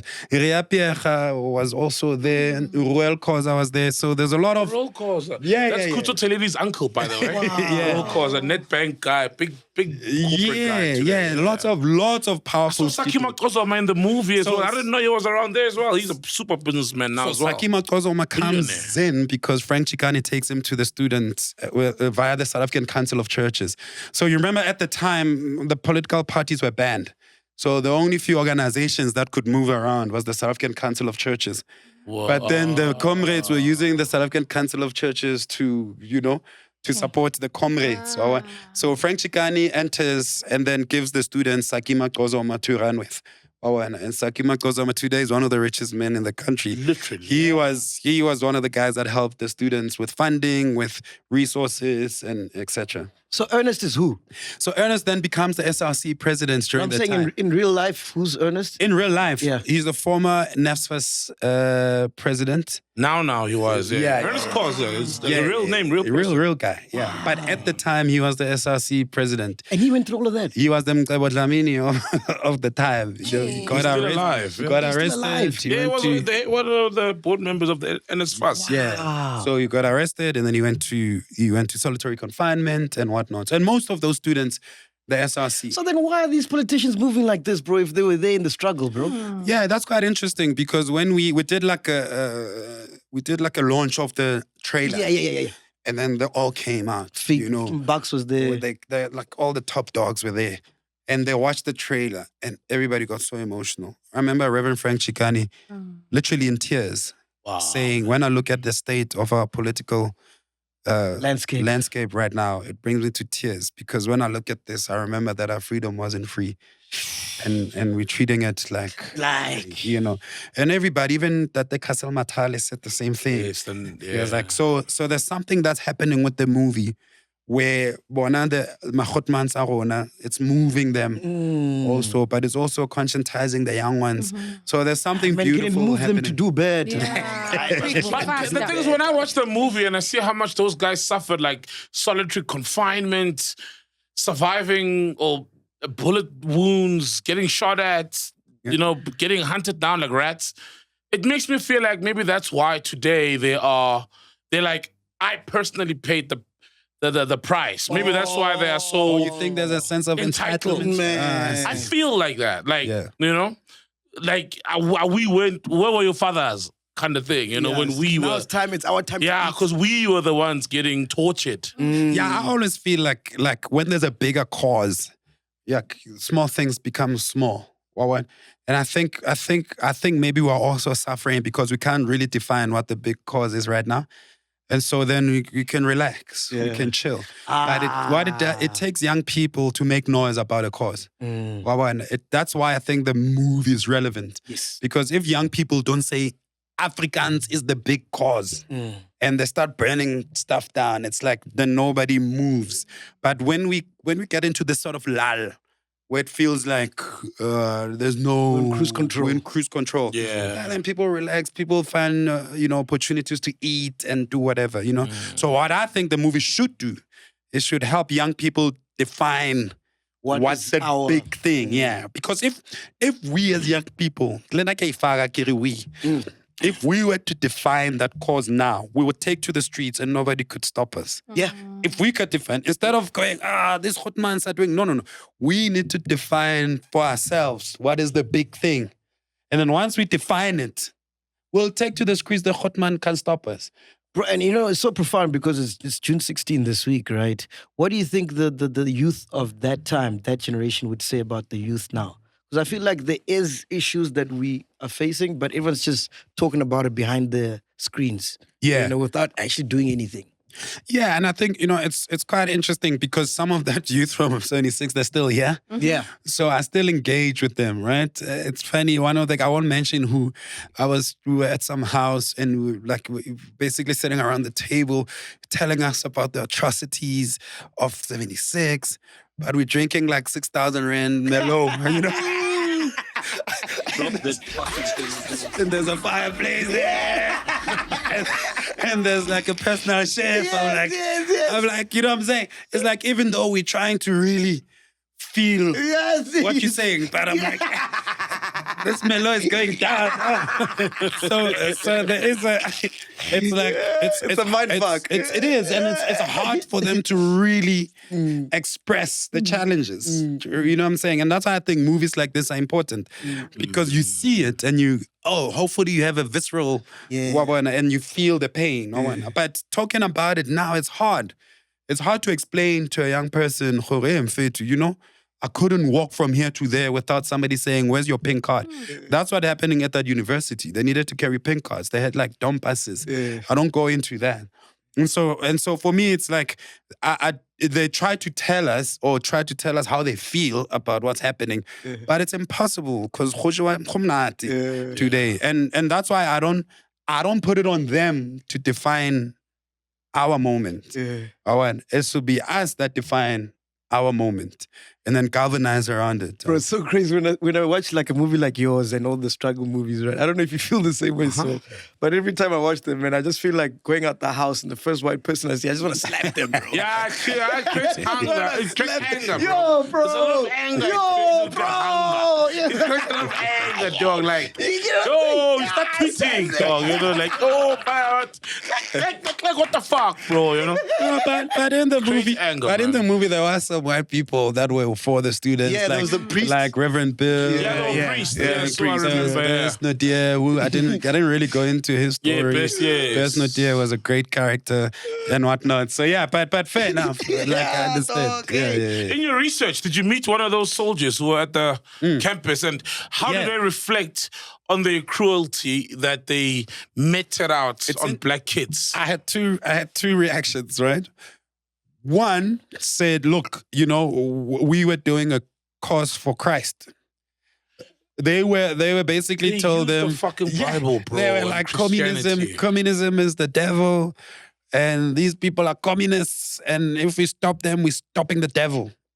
Basically, and remember, those soldiers were young. Yeah. They were not they were conscripted when they were 17, 18. So they brainwashed. They were young. They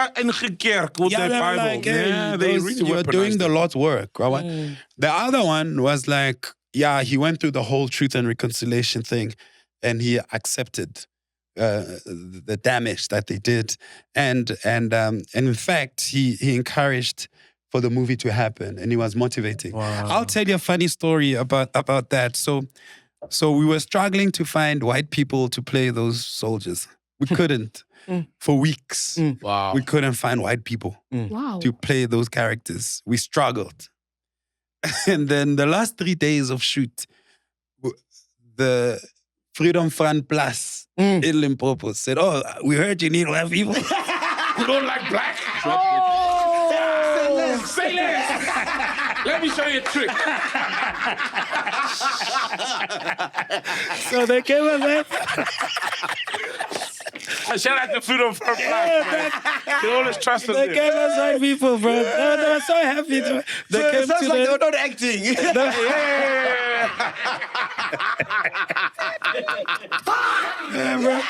Bro, they were so proud. The provincial chairperson came to the premiere. He was on the red carpet.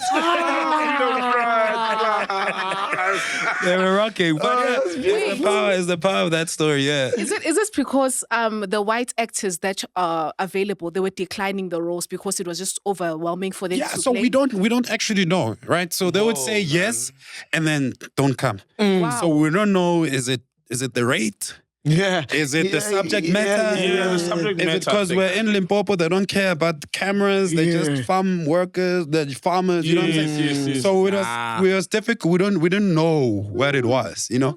But as soon as Freedom Front raised their hand, we had like so 50 funny. guys. That's it, yeah. I want to talk about your style of shooting in the movie. I don't know, man. It's different, bro, but it's so dope, bro. Like I like how, like, let's say maybe the chancellor's here and he's having a meeting, and you start with the close up on him, and then you like the camera goes back and you see everyone. Yeah. I don't know, but your style was different on this Yeah, movie. so you know, by the way, you said 20 years in film. This year's 21 years in film. Wow, Yeah. shout out, This man. is- How did I miss that 1 year? Wow, You missed man. 1 year. One year. I'm a 21-year-old. No, so but I started in different mediums. In fact, what most people don't know, I was saying, I tweeted the other day, I'm like, I heard there's a whole conversation about music videos happening and they didn't invite me. You know, Yeah. which is interesting because the genesis, when MTV came to South Africa, I was one of 3 directors that were shooting all of those music videos. Wow, So, bro. you know, and most people don't know that because I at the time, I didn't want to put my title there because I wanted to, of course, do series of film. Also, you shooting like AKA Casper, all of them. Bro, back then, no, not AK. I'm saying even before AK. wow. I'm talking Davido's second music video or third music video. I'm talking Burna Boy, Debanj, P Squared, Tiwa Savage. remember that era. Remember that era? Yeah, well, all the Nigerians shot here. Yeah, the music They were videos, all yeah. shooting music Yeah, videos here. so We it were in was the capital. it was myself, Shaft, Brandon Olufse that were shooting mainly most of them. So they would rock up for some award ceremony and they'll be like, yo, we need to bang 4 music videos, Yeah. bro. Whoa, So bro. I would go from like Don Jazzy to like Burna Boy to Debanj Whoa. to P Squared in like 1 weekend. Wow, You know? that's crazy. Whoa. And so music videos, it's free for all. Yeah. You know what I'm saying? So it's a good foundation to play and try and around. style and this, because, you know, even though it's a music video, even your biggest failure can be a cool thing. You know, you can overexpose a shot and it's like, oh, that's slick, you know? Yeah, You can yeah, underexpose it and that's slick. So because I have a background of like music videos, and then I went from there to do like commercials and Yes. series and whatnot. So now, 21 years into the game, I'm like, okay, what I'm gonna do, I'm gonna try put all the skills that I've picked up along the way and play on. And so a lot of the techniques I use there are techniques that I used back then. Like split screen. Yes. Yes, Like, I saw that. Fuck, that was dope, I man. do this one scene where I do these whip pans. Yeah. You know, like where like I don't even cut it. So I go from this. You know what it was giving me, bro? It was giving me Guy Ritchie. Yeah. Some of it is that, but it's that, you know, Guy Ritchie, David Fincher, those Guy guys Ritchie's like were music video guys, you know. So when they go into telling long form, they apply a lot of that sort Yes. of technique, that edginess, you know. And it gives it a flavor. Yeah, I did a show a while ago called Getroud met Rugby. Today it's like a soapy, but when I shot it, it was like a 13-part series. Yeah. And that happens to me often. It's like when I did Scheme Sam, it was 13 episodes, and then they turned it into a soapy. I walked away. Yeah. And when we did Getroud met Rugby, I put the camera in the hand. And I gave it like the shaky feeling. It was like this show about rugby players, so I wanted to give it sexiness. I had these pom-pom girls, and I was like doing music video things. For the first 3 episodes, the Afrikaans community hated me. Yeah. Like I've got screen grabs of these comments. Can somebody buy this man a tripod? Oh, wow. They were like hitting me, and then when they found out it's not a Afrikaner guy, this one is destroying our culture. Showing us bombs. Yes. Bro, by the 4th episode, it was the biggest show on GakeNet. Wow. They Wow, attracted, they went from like 9% youth viewership to something like 48%. That's crazy. And then GakeNet like exploded and became this. So all these techniques, those skills, like from music videos to commercials to this, I put them all together in this film. And you'll see in Spirit, I use completely different techniques. But it's still sort of calling back to all the stuff, the skills that I've learned. And then the costume design, that looked crazy, man. You must have had a crazy budget for that, bro. No, not at all. For real? No. You must remember this whole film is self-funded. Yeah. Right. In fact, it's hectic because, at times we're not even sure we were going to finish the movie. The movie. Yeah. When I first did it, I called Connett Mamabolo. People know him as Tebogo Malope in Scheme Sam. We interviewed him, funny enough. He's been on the show. He's the guy who played, didn't he play Peter Mokaba? Yes. Yeah, he played Peter Mokaba in the movie. He plays Peter Mokaba. We've had him on, remember when we were at Kofi in Polokwane, that guy. Oh. He played Peter Mokaba. In the movie. Yeah, he played Peter Mokaba. So I hit him up and say, yo, dude, like I've raised a little bit of money. Yeah, help me raise a bit more and then let's go. So we pulled the trigger on I think we'd only raised about 20% of the budget. Wow, man. And then we just went. And so I'm fortunate because I work in commercials also. And commercial, there's a lot of money. The budget is crazy. And the guys that are super skilled in commercials. So what I can do is I could call a Now Serati who did the costuming, who I shoot commercials with and be like, yo, let's do this. We'll do the next 3 commercials together and see, let's meet each other halfway. And Joyce, who did the hair and makeup. Exactly, because I saw with the hair, because when I did Shaka, you have to sit there and they put that hair. Yeah. Like every day. Yeah, Joyce killed it. And so there's a couple of guys that I'm used to working with on commercials that are pulled in to come and help because we didn't really have a lot of budget, This might be a stupid question, but I wanted to ask you, man, back in those days, where did they learn those songs, bro? It's like everybody knew all the songs, but I'm like, where did they learn it? It's actually not a stupid question. Yeah? It's like we had an actual cultural and song advice on set.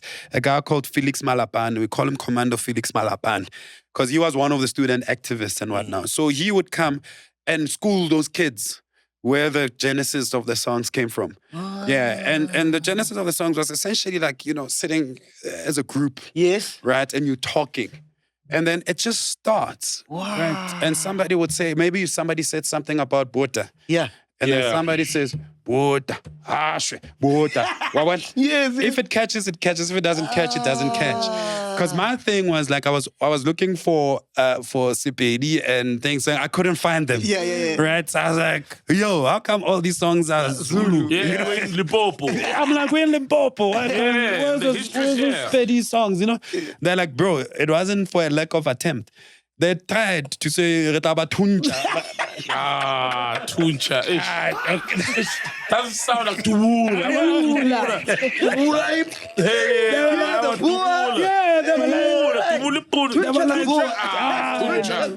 So they were like, no, it wasn't a lack of trying. Tickle them. It sounds like old chicken is never Tuncha. So they were like, no, it wasn't because of a lack of trying, but they were quite organic. And some of them were intentional. Yeah. Some of them were intentional. Like they would say, okay, OR is saying now it's time to pick up arms.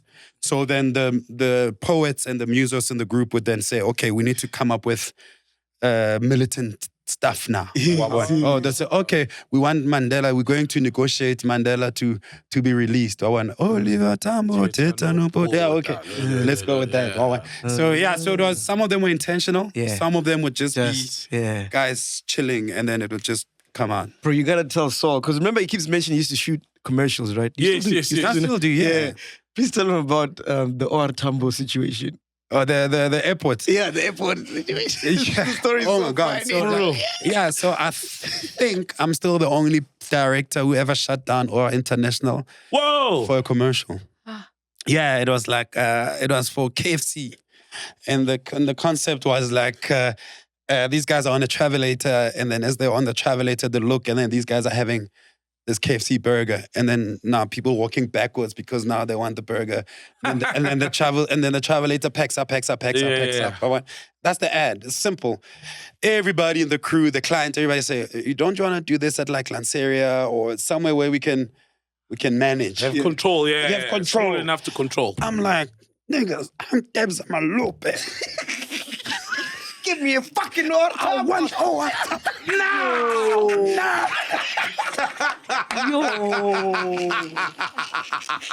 Yo. They're like, this guy, right? And they're like, okay, fair enough. We'll give it to you for 2 nights. Whoa. But for 6 hours. Or what? I'm like, all I got is that I'm gonna get an Instagram post saying I shut down our Tambo. Yeah. And now I wanna like my head is like going, bro, what I didn't realize is like the 6 hours is from outside Whoa. to going through metal detectors. Every piece of equipment. That's painful. By the time we get there, it's 3 hours in. Yeah. Now I've got 3 hours, I've got 20, 30 minutes to shoot because there's another 3 hours to go out. So over the 2 days, I shot for like less than an hour. Yeah, and that was the worst, I won't say, maybe some of the worst work I've ever done. And that was a big lesson, like, when it's like, when your ego goes ahead of you. Yeah. Yeah, because you would have, you could have done it at Lanceria. And when you look at the commercial, actually, because they only could give it to me at night. So I even put green screen to make the background day. So you don't even know it's like it's all Tambo International. It could have been anywhere. It could have been anywhere. I could have been in studio. You know what I'm saying? Oh, no. What you gonna tell me? What do you mean? Give me the biggest airport. I want the biggest one of them all. Oh, man, I found that so funny. That's hilarious. That's a crazy story. But you learn, man. You learn from the job. And no one can take away that title from you, at least. At least, yeah. And I think since then, they were like, no, not anymore. And then they're not shutting down that thing anymore. Ghost Lady, got any question for Tebogo, man? Okay, I've got 2 questions, right? Yes. One question, first one is about Canal Plus.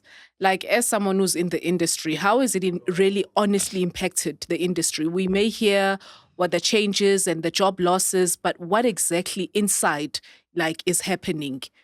Yeah, because I've been in the game for a while, right? And when I started, what we call the Twin Towers of Auckland Park were the big dogs, SABC, Yeah. They were the big dogs.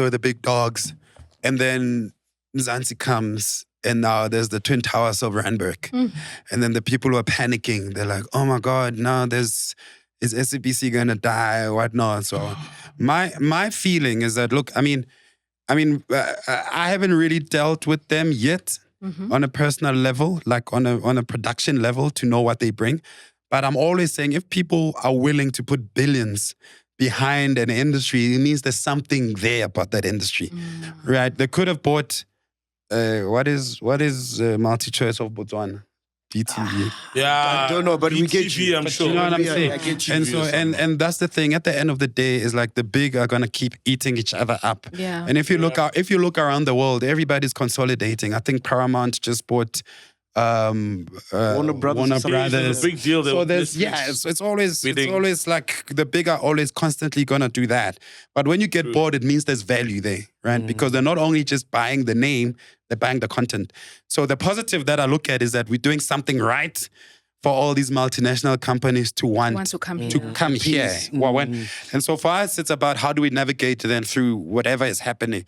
I know within Randburg, within the Twin Towers of Randburg, I've got personal friends there that are being affected personally. I know that, right? Yeah. And because, some of them, they used to be the HODs, now they have to report to Paris. Decisions about which content is bought. I mean, we didn't have the Winter Olympics. We couldn't see the Winter Olympics because the decision was made in Paris. That what do South Africans have to do with Leave the them winter? in the cold. Yeah. Olympic sport. Okay. Don't even have to know. So I think that decision making has been shifted to Paris. Okay. How that affects us in the long run, I don't know. Yeah. Does it mean we won't be able to do Shaga Ilembe tomorrow? I don't know. Maybe we do Shaga Lefebvre. I don't know.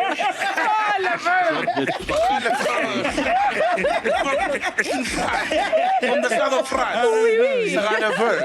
You see? So who knows? I want to find out. What's that guy, the guy we like, Nyambos? Nyambo. Now he starts saying, je m'appelle Nyambos. Je m'appelle Nyambo. Je m'appelle Nyambo. Yeah, so I don't know how it's gonna affect us. Initially they reached out to me to do. Remember the show Spinners? Oh, yes. So Canal Plus had reached out to me to do Spinners, Wow, but man. because of sort of scheduling conflicts, I couldn't do it. But the conversations around what they wanted Spinners to be gave me a lot of hope. You know, they wanted it to be like proudly South African. They wanted it to represent the Cape Flats for what they are. Nice. So you're like, oh, okay, I guess these guys are not sort of coming in and trying to impose their Cannibalize. cannibalism. Nice. I see what you did there in the canal. The flowing in the canal, boy. So yeah, that's my only experience with them was with that, and I felt like okay, maybe they'll do right by us. So now they own Outlaws was for Showmax, right? Yeah. So now they own Outlaws. Yes. Everything. Whoa, man. They own pretty much everything multi-choice. All the IP and everything. She- That's a crazy library. Right. Second question was like- My other question is that, so you did the Sia Kolisi docu, right? Yes. And you said you spent with the family almost, or with him for 4 years. Yes. Did you foresee or did you see any issues with their marriage? Because it seemed like obviously now they ended up being divorced. Yeah. Is there something that you guys saw within that time that you maybe didn't shock you with what happened? Yeah, of course, 100%. Whoa. I won't lie. I mean, like when you do a documentary, you're in somebody's life, basically. Yeah. You know, so whatever the issues that are coming out to the public now, you know, saw it long time I saw it long time ago, right? And at the end of the day, he's also human. Yeah. And I think what people forget is young. You know, he was born 1991. Yo, as a baby. Yeah, no, but Score up and I there. think what people forget, he's young, but then Yeah, he's young. he's got the weight of the world on his shoulders. Iconic. Yeah, He's iconic. And he's so- iconic. And of course, you know, he's a high profile individual. He's a beautiful human being. He tries to do good. You know, he's a God-fearing guy. But we all have flaws. That's funny. He tries to do good. Don't you just do good, bro? Like, You do have flaws, bro. But you have flaws. We have flaws. You That's what try. grounds us. You can try. The flaws ground us. You bro. try, dog. You know, but All he's look. I mean, he's you know, he's you know, like you see now. I'm like, this is the first time in this whole interview I'm thinking about my answer. Yeah. Because it's that thing that I was talking about. Because I'm sort of Of course. closely. You're homie, bro. You're homie. Yeah, I went. But, You're but homie. but at the end of the day, Confided to you. everybody's flawed. My flaws are not on the public display. Yeah. You know, his And flaws. you niggas are flawed. You know the crazy creative motherfuckers. They're the worst ones. Hey, I like those ones, bro. Hey, boy. Yeah, I'm a rockstar. The real rock stars. his flaws are on Twitter. Mine are in the family group chat. Yeah, true. Yeah. That's We're the production chat somewhere. Yeah. Pedruka, any question your side? Yeah, man, bro.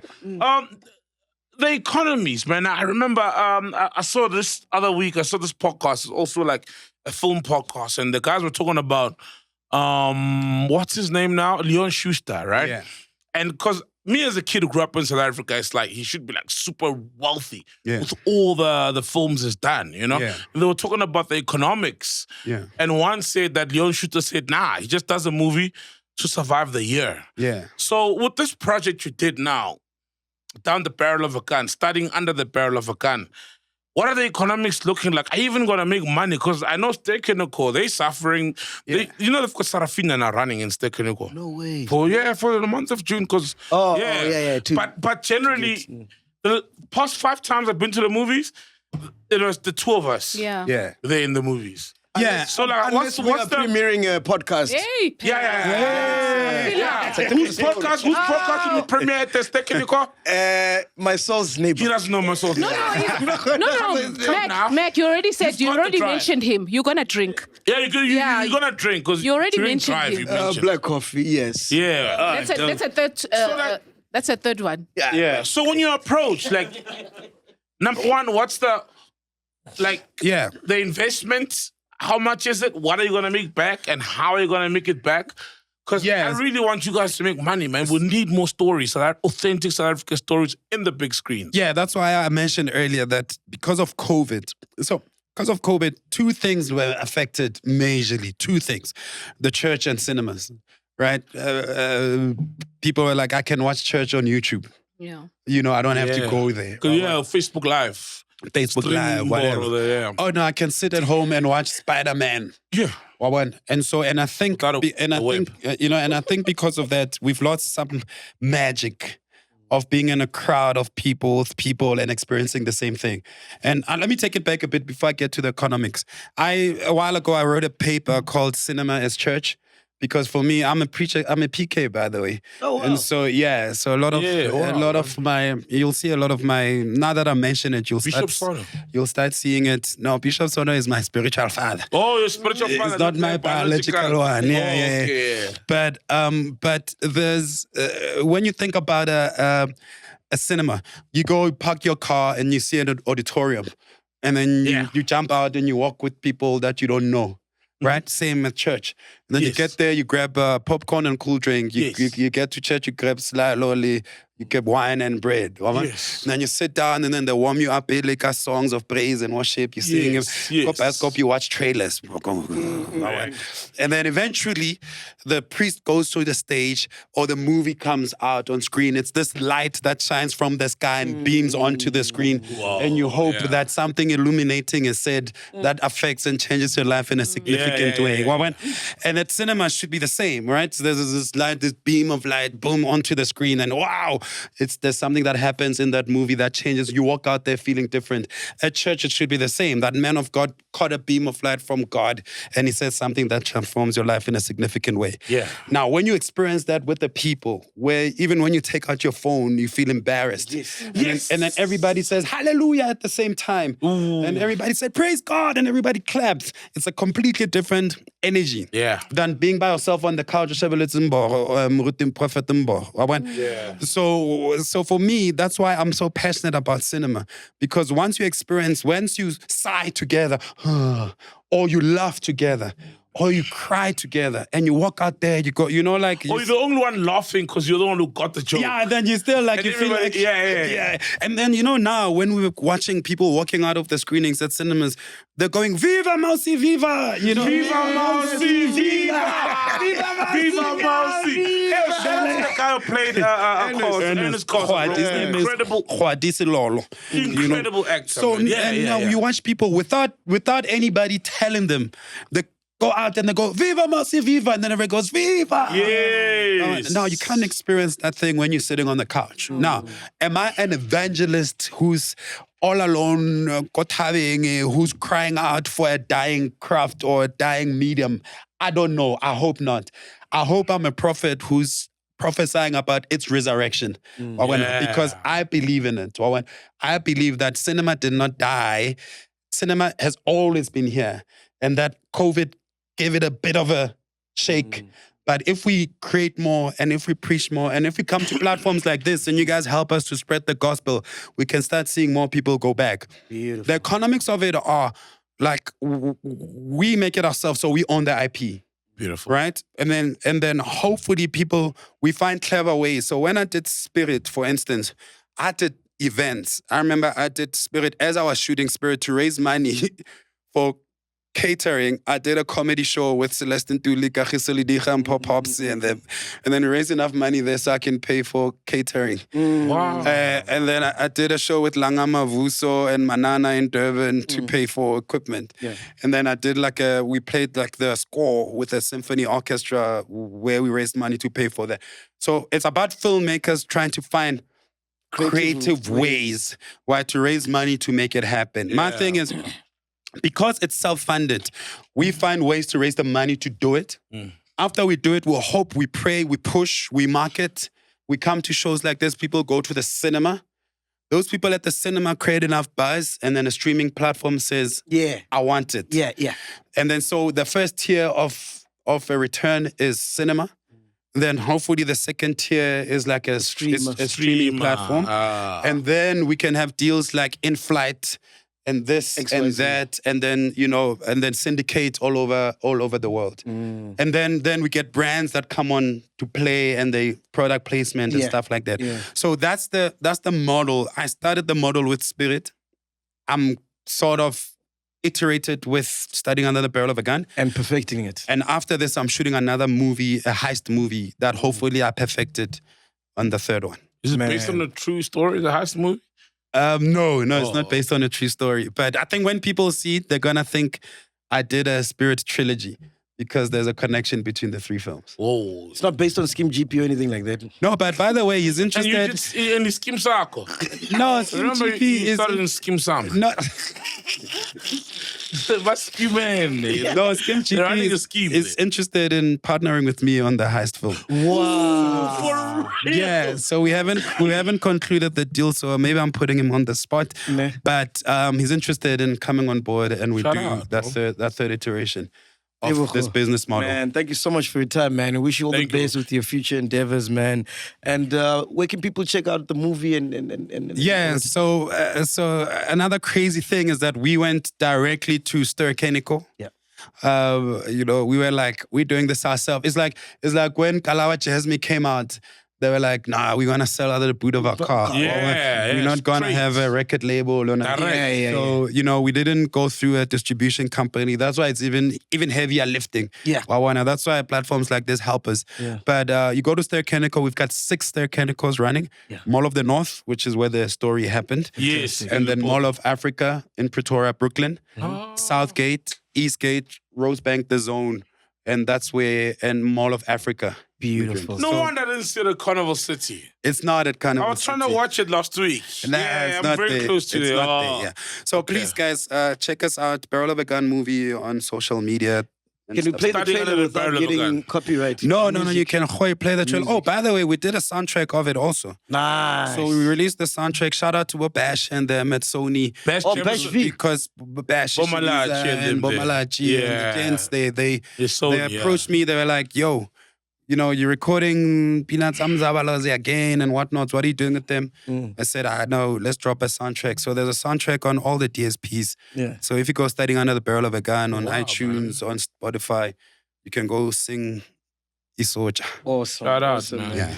In closing, man, when it's all said and done, what do you want to be remembered as, bro? Tebogo Malope. I want to be remembered as Tebogo Malope, who shut down our Tambo Bro. and didn't smash penalties. But he casted him there in Sono. So he said this with no sin. What I saw. King's honor. That's beautiful. No, salute, man. Yeah, I love my people. I love this country. I love young people. And every piece of work that I do tries to make the mundane look spectacular. I like to take the average person who's never seen themselves in that light and elevate them and remind them of who they are. I would like to be remembered for that.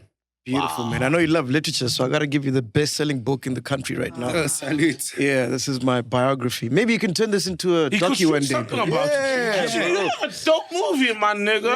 Yeah. It'll be interesting when I come into the picture. That's when it's gonna start getting really like, whoa, yeah. But shit, that's a story worth telling there, bro. So who do I cast to play Saul? Yeah, so who do you... Kenneth goes. Who can play me? Kenneth goes. Kenneth go. Actually, Kenneth go. No, can't Guys, one of your too doubles, old, body though. doubles, the ones that are always Because gymming and DJ Capital can't act. Yeah, there's many souls. Yeah, There's there's many many souls. Don't worry. Casting me is the easiest thing. Oh yeah, let me say this. Now that you show me the book, Anna's because I actually wrote the book. wow. Right, the book that I bumped into the book around December. So we made this thing in less than 3 months. So I found the book around December. I read it through, and then I thought it could be a nice film. Yeah. And what we did do I got the rights to the book. And I republished the book. Wow. And went straight to exclusive books also. So if you go to exclusive books and look for Studying Under the Barrel of a Gun, the book is there also. So we released the book a week before we released the movie at Stir Chemical. So check Bro, that you're a out. I big should have deal, brought the man. book actually. Yeah, bro. Anyway, you're it's a big deal, man. And with that, you're gonna come back again, bro. Like, Yeah, I feel yeah, like it's yeah. gonna do some like, other iconic things, Yeah. movies, series, work out there, bro. We haven't even scratched the barrel, bro. Like, dude, there's so Not much. even the bottom of the barrel, bro. Is that what it's called? No, it's starting under the barrel of a gun. Oh, yes. Yes. No, we must still. I've got a Swiss Beats donkey in the works. No, you see what I mean? That's what I'm like. We'll talk his about family, it. Bro, his family. We'll We're gonna talk come back about it anytime. later. I will talk about Yeah, it bro, when I'm about to drop Spirit in a few months. Yeah. Ah, shout out And to also, you, he man. did Uchiningo Pro. He did the video. He didn't get Uchiningo credited Pro. though. He didn't get credited, but so he did the video. that's a crazy story because I directed the music video and that's my credit was stolen from me. Yeah. Which is wild because the guys at Hype Magazine were on set. Like TTP, you know what I'm saying? He was on set covering the thing, sees me there directing. And then they go to the Mama's awards nomination. I'm not there. They're like, directed by the name. He's like, whoa. He hits me. He's like, yo, what's going on? I didn't even know. But that's the first music video I ever directed, and my credit was stolen. Wow. Never credited. Uchiningo Pro. This is the guy. Anyway, now we've got Spirit. We've got all this. He's done bigger things. Man, but ladies still, and gentlemen, that's boys and girls, work, make some man. noise for Tebogo. Malope! Wow, beautiful, man. May God continue to bless you, my nigga. Salute. One love. How long was that? Spirit. Not long enough, bro. Yeah. We've Thank done you. longer. We are here, man. Podcast and chill. Boom. Salute. Teflop University under siege. You are going to stop and Donna, you are going to arrest. Am I making myself clear? The army is here. What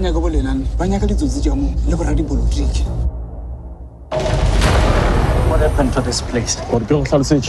We have to go back.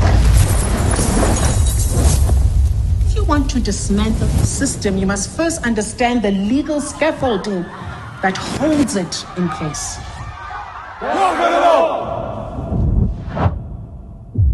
What we are getting here is not education with the army present. And now the grave opens its mouth.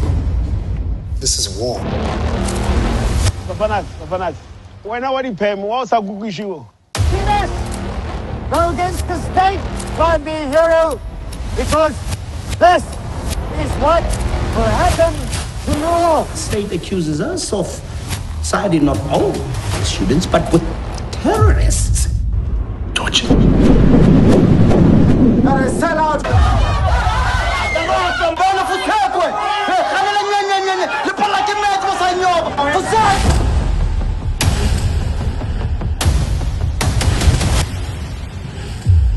What is management doing to support the students' call for a withdrawal?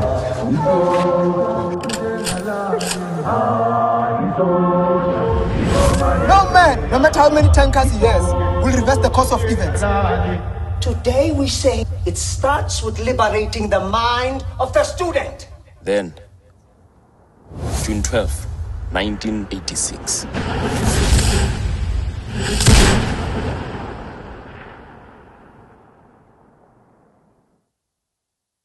Make me a promise, Buddha. Into politics. Welcome to Black Excellence. Do not fear, for if you do, just sip on some grandeur.